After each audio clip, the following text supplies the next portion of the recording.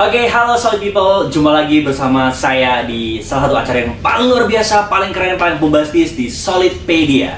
Oke, kali ini saya nggak sendirian, saya udah ditemani salah satu wanita cantik, wakil pialang kita terhebat, Teresia Sherly. Tos dulu Teresia.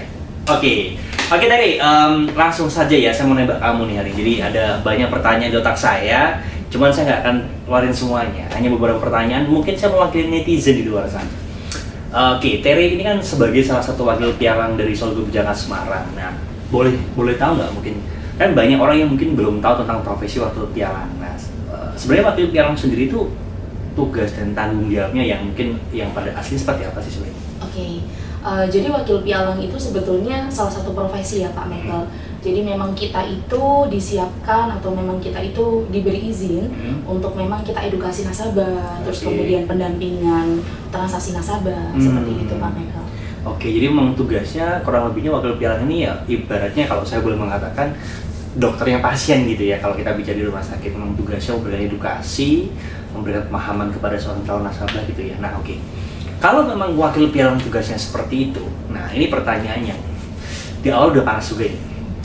Kenapa di luar sana kalau kita bicara persepsi orang mengenai pialang tentang bisnis berjangka, ketika orang trading ada dua kubu ya, pro kontra, di mana ada orang yang mengatakan bahwa salah satu cara mencari uang yang paling tercepat ya memang di bisnis seperti ini. Tapi juga ada orang yang mengatakan bahwa bisnis pialang itu salah sesuatu yang menakutkan dalam tanda kutip.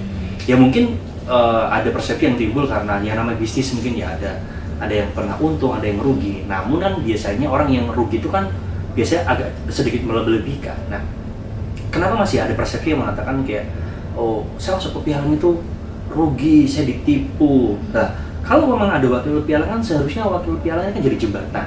Nah, kenapa seolah-olah kayak maaf ya, mereka yang jadi nasabah atau investor tuh kok kayak nggak paham tentang bisnis seperti ini. Gimana tanggapan kamu melihat itu semuanya? Oke, jadi kalau di lapangan ya Pak Michael, jadi maksudnya kita cerita pialang atau industri pialang itu kan ada yang memang sudah dikasih legalitas, ada yang juga sorry nih nggak berlegalitas, nggak ada izin seperti itu, dan juga kadangkala berizin cuman wakil pialangnya mungkin kurang edukasi sama si calon nasabah itu sendiri. Kalau kita cerita di lapangan ya pasti ada yang menerima, ada juga yang langsung blocking juga. Mungkin kadangkala mungkin dengar atau mungkin kadangkala mungkin sudah masuk tapi di perusahaan yang nggak tepat, atau mungkin di perusahaannya tepat tapi wakil pialangnya mungkin nggak tepat, juga bisa jadi terjadi seperti itu. Tapi saya rasa kalau misalnya memang kita cerita edukasinya sudah benar ke nasabah itu sendiri, mereka bisa menerima. Oke. Nah, jadi kan memang sebenarnya poin yang saya garis bawahi adalah edukasinya, berarti kan di sini yang mungkin belum sampai ya kepada seorang nasabah atau investor sendiri. Nah, tapi kan gini, masalahnya kalau saya boleh mengatakan kita bicara culture ya, kita bicara tentang budaya ataupun habit, kebiasaan. Kalau saya sebagai orang Indonesia pada umumnya kan biasanya ini pengalaman ya itu ya. Dalam bisnis itu kan ada orang yang bermacam-macam tipe nih. Ada orang yang bisnis tuh mereka detail banget preparationnya. Tapi ada orang yang mengatakan karena mereka sudah punya modal, mereka nggak mau tahu nih ya udah, saya cuma bersih mbak. Yang penting saya pengen tahu untungnya berapa. Nah, pernah nggak seorang Tere menghadapi situasi seperti itu sendiri? Iya, pastinya pernah. Ada beberapa orang yang mungkin case-nya memang mungkin sudah sibuk di bisnisnya, akhirnya mereka minta untuk, maksudnya kita maunya ya kayak tadi yang Pak Michael sampaikan, kita maunya bersihnya aja deh kayak begitu. Tapi kan kalau kita bahas lagi yang namanya bisnis, orang masuk ke bisnis nggak mungkin dong mereka nggak mau tahu sama sekali tentang bisnisnya. Itu yang memang kadangkala dari kita yang tekankan, Pak Bapak kalau maksudnya mau masuk ya pasti Bapak mau bisnis pun Bapak nggak mau ngerti tentang bisnisnya Bapak. Nah, akhirnya dari situ beberapa orang akhirnya yang memang kita edukasi dengan tepat pun mereka jadi open minded soal itu. Gitu. Jadi kita nggak masalah kok, maksudnya akhirnya tetap mereka mau untuk memahami sistem di tempat kita atau bisnis di tempat kita, seperti itu Pak Michael. Oke, berarti poinnya di sini pendekatan personal ya. Jadi memang case-case seperti itu kan sudah mungkin banyak terjadi ya. Artinya nasabah atau calon investor yang nggak mau tahu jadi dia tutup mata gitu kan. Berarti kan tinggal kitanya. Nah, tapi kan ya dari saya bilang situasi seperti ini kan juga ketika ketemu oknum nih kita bicarakan. Maksudnya orang yang udah tutup mata, yang penting mereka pengen investor bisa masuk, terjadilah yang tadi mungkin kita bahas bahwa nasabah merasa tertipu, merasa juga kemudian apa ya, tidak seperti kok perjanjian di awal. Nah sekarang saya rasa situasi seperti ini kan juga akan sulit dihindari maksud saya. Maksudnya kadang-kadang perusahaan piala sudah melakukan aturan dan sebagainya. Namun kita bicara lapangan kan prakteknya nggak selamanya akan mulus gitu. Nah, upaya-upaya yang mungkin dilakukan kita bicara maksudnya kan ini penting kan buat para audiens di luar sana, karena mungkin ada juga para investor nih yang mereka mau join tapi kadang-kadang mungkin karena ngelihat berita-berita yang simpang siur mengenai bisnis ini seperti A atau B atau C sehingga mereka ragu gitu loh. Padahal kalau bicara core-nya bis ini juga bis yang bagus ya gitu kan. Nah, upaya yang dilakukan salah satunya mungkin dari wakil pialang sendiri atau perusahaan pialang untuk meminimalisasi terjadi tadi ya nasabah-nasabah yang nggak paham, yang nggak ngerti itu gimana sekarang upayanya? Oke, jadi untuk saat ini memang kita kayak contoh nih Pak, kayak semacam penerimaan nasabah itu sebetulnya kita sudah diperbaiki dan diperketat lagi. Karena apa ya? Karena kita mau untuk bedain antara memang perusahaan yang memang kita sudah resmi, sudah dapat izin dari pemerintah, sama yang mungkin belum saat ini kayak begitu. Jadi memang kayak penerimaan nasabah pun itu kita juga sudah perhitungan per detailnya.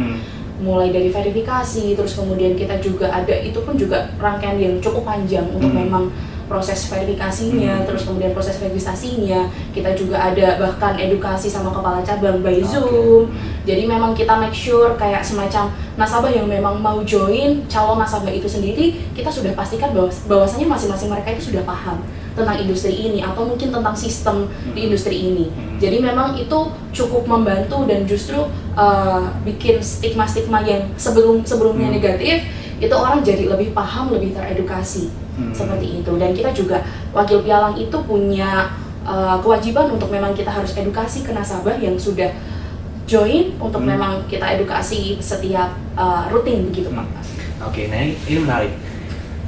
Saya ingin tahu sebenarnya proses kita bicara teknisnya di lapangan, maksudnya setelah nasabah atau investor itu masuk gitu kan, pendampingannya seperti apa? Maksud saya kan kalau misalkan kita bicara, saya contohkan mungkin di beberapa contoh lain gitu ya, di insuran misalkan ada agen gitu kan, kadang setelah mereka sudah deal premi, mungkin agen ini juga tidak akan setiap hari memantau gitu kan, karena mungkin kalau asuransi kan beda sama industri seperti ini.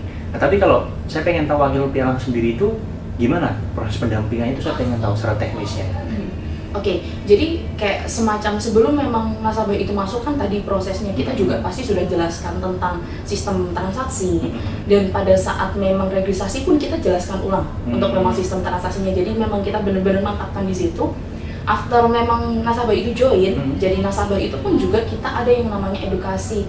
Setiap 1 minggu kita ada beberapa kali ketemu nasabah, dan itu memang ya kewajiban kita sebagai wakil pialang berjangka seperti itu. Jadi memang kita nggak, ya ibaratnya kita nggak mungkin lost contact sama si nasabah itu sendiri ketika nasabah itu join.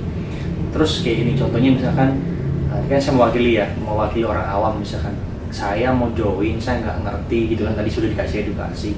Tapi kan teknisnya ketika contoh misalkan kita bicara pasar gitu kan, contohnya harga sebuah produk, misalkan emas itu kan bisa naik turun. Nah, suggest, artinya ketika saya melakukan decision, mengambil keputusan, saya mau beli lah, saya mau jual, itu sebenarnya itu pure dari seorang nasabah atau itu ada intervensi dari wakil pialang sendiri sebenarnya? Oke, kalau kita itu kan kita cuma hanya pendamping ya Kak, maksudnya kita cuma hanya mungkin bisa kasih arahan atau suggest transaksi, tapi untuk tetap keputusannya untuk memang bertransaksi itu semuanya pure dari nasabah, seperti itu. Jadi kita nggak ada yang namanya kita harus mengharuskan nasabah, entah itu buy, entah itu sell, itu semuanya keputusannya di nasabah itu sendiri. Oke, nah terus ini kita melihat secara general gitu kan bahwa industri pialang ini kan juga tergolong sebenarnya bukan baru tapi juga yang nggak lama-lama juga gitu kan, karena saya baru mengatakan mungkin industri masuk di tengah teknologi belum maju saat itu gitu kan, 97 sampai ke era sekarang, meskipun saat ini saya yakin semakin ke depan semakin baik gitu kan. Nah, pasti saya yakin di lapangan kamu sering ketemu nih tipe-tipe nasabah yang kadang-kadang masih berpikir konvensional gitu, kayak oh ini nggak ada barangnya mbak bisnisnya. Nah, gimana cara kamu memberikan pemahaman kepada orang seperti itu gitu? Maksudnya karena kan bagaimana kita menawarkan sebuah bisnis yang notabene rata orang yang mungkin biasa harian jelas mereka jualan, kayak contoh jualan sembako, ada sembakonya, tapi kan di sini yang kita transaksikan kan mungkin tidak secara fisik, nah kita tapi non fisik. Nah itu sulit gak ngadepin masa-masa seperti itu ketika kita ketemu nasabah yang model-model seperti itu? Model-model yang konvensional ya Pak. Kalau model-model konvensional itu Kalau model-model yang konvensional itu ya kita biasanya edukasinya lebih ke, kalau zaman sekarang itu kan bisnis itu kan juga rata-rata hampir kebanyakan pasti nggak mungkin kita cerita ninggalin yang namanya internet atau sosial media dan lain sebagainya. Jadi memang ya kita tawarkan ini bisnis yang memang sedikit lebih modern, yang memang mungkin bisa bantu untuk backup bisnis utamanya atau bisnis realnya, seperti itu. Jadi rata-rata ya mereka pun juga akhirnya mau mendengarkan. Kayak dulu pada saat pertama kali COVID itu justru malah bisnis kita naik, Pak. Iya, karena kan kita cerita bisnis real itu kan ada beberapa yang memang terhambat, terbatas. Akhirnya mereka alihkannya ya memang ke kita. Nah itu yang memang kita edukasi, seperti itu. Jadi ada poinnya ketika memang mungkin bisnis utamanya lagi agak sedikit terhambat, kita ada opsi untuk memang masih ada pemasukan di bisnis yang digital gitu. Oke. Nah ini penting. Ini mungkin saya bicara lebih personal gitu kan.